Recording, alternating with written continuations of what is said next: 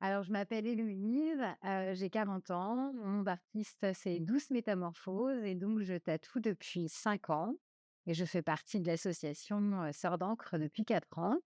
Je fais principalement du tatouage en recouvrement de cicatrices, à peu près à 90 de mon travail.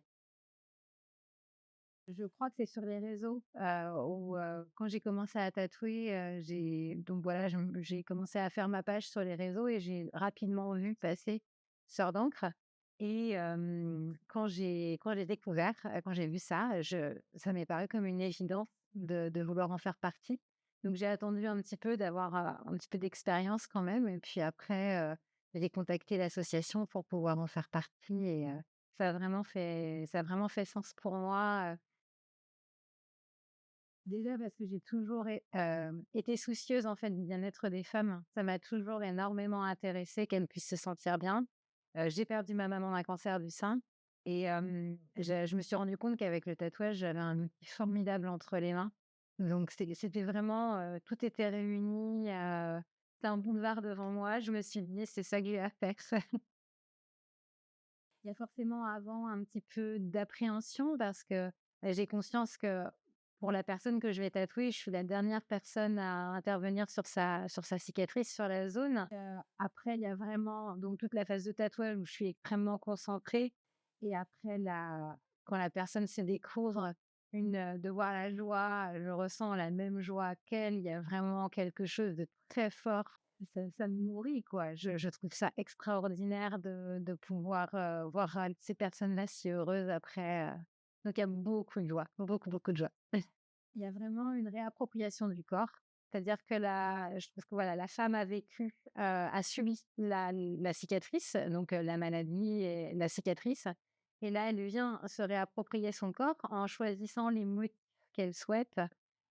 Et on va venir sublimer, son corps grâce à ces motifs-là. Alors quand elle se découvre devant le miroir, il y a souvent beaucoup d'émotions.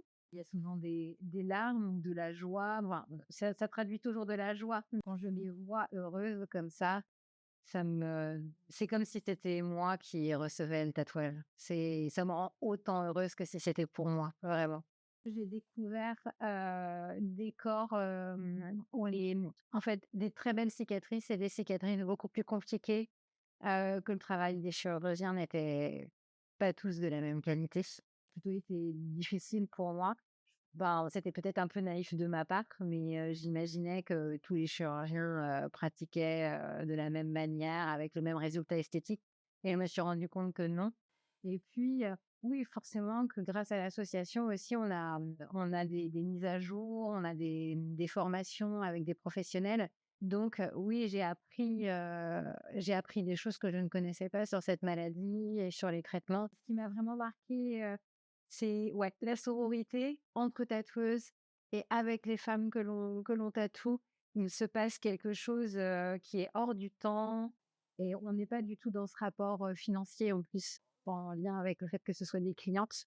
Donc ça libère de plein de limites et on vit un moment, ouais, vraiment hors du temps et très chaleureux et c'est encore beaucoup mieux.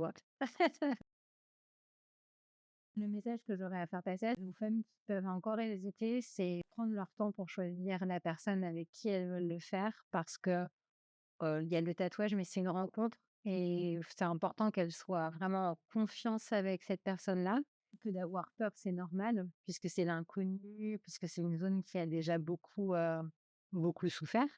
Mais que derrière, c'est vraiment la réappropriation de son corps, c'est vraiment une libération aussi et que si elles sentent que c'est quelque chose dont elles ont besoin, qu'elles osent et qu'elles puissent contacter, l'association pour poser des questions, qu'elles puissent contacter la tatoueuse, voilà, vers qui elles pensent que ça pourrait le faire pour poser des questions